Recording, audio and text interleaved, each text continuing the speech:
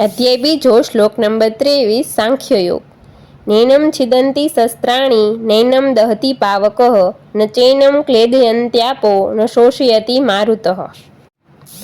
नैनं छिदन्ति शस्त्राणि एटले ना तेमने कापी सके छे शस्त्र।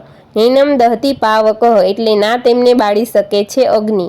न चैनं क्लेदयन्त्यापो एटले अने ना तेमने भीનું કરી શકે છે જળ। न शोषयति मारुतः एटले ना तो तेमने सूकवी सके छे वायु।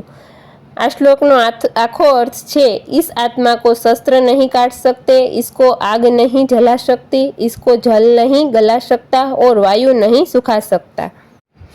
आ श्लोक में श्री कृष्ण अर्जुन ने कही रह्या छे कि जे साक्षी अपनी अंदर छे, जे आत्मा छे तेमने ना तो शस्त्र कापी सके छे, ना तो अग्नि बाળી सके छे, ना तो पाणी तेमने पलाળી सके छे अने ना तो वायु तेमने सूकवी सके छे। मतलब श्री कृष्ण અહીં पर એવું કહે છે કે આત્મા છે તે આ સંસારમાં ભૌતિકથી ઉપર છે અને આ ભૌતિક સંસારની કોઈ પણ વસ્તુ તે આત્માને પ્રભાવિત નથી કરી શકતી।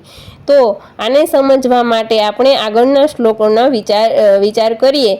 તે જોયા પછી તેમાં એવું કહેવામાં આવ્યું હતું કે જે સાક્ષી છે તે આપણી અંદર તે બધી જગ્યા પર ઉપસ્થિત છે। હકીકતમાં સાક્ષી છે તેના દ્વારા અસ્તિત્વમાં છે તે અસ્તિત્વમાં આવે છે। મતલબ જ્યાં સુધી સાક્ષી કોઈ પણ ઘટનાને થતી ન હોય જોઈ શકે ત્યાં સુધી તે ઘટના હકીકતમાં સંસારમાં થતી જ નથી। અને જો તેવું છે તો કોઈ પણ વસ્તુનું અસ્તિત્વ કોઈને કોઈ સાક્ષી પર નિર્ભર કરે છે।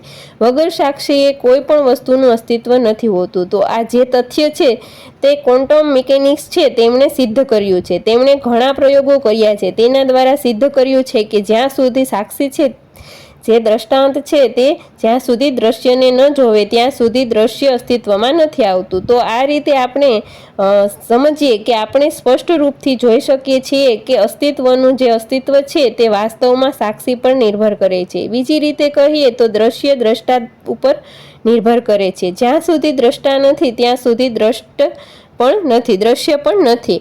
આનાથી એ પણ સિદ્ધ થઈ જાય છે કે આ ભૌતિક સંસાર છે તે ફક્ત દ્રષ્ટા દ્વારા જ અસ્તિત્વમાં આવે છે।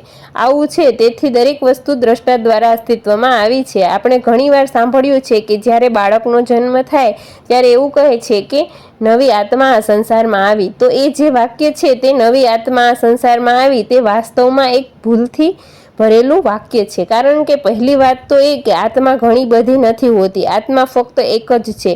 હા, જીવાત્મા છે તે જુદી જુદી હોય છે। બીજું તથ્ય એ છે કે આ જે આખો સંસાર છે તેમાં આત્મા ક્યાંયથી આવતી નથી। વાસ્તવમાં આત્મા જ આ આખા ભૌતિક સંસાર છે। જીવ આત્મા છે તે કહી શકાય કે તે આ સંસારમાં આવી છે।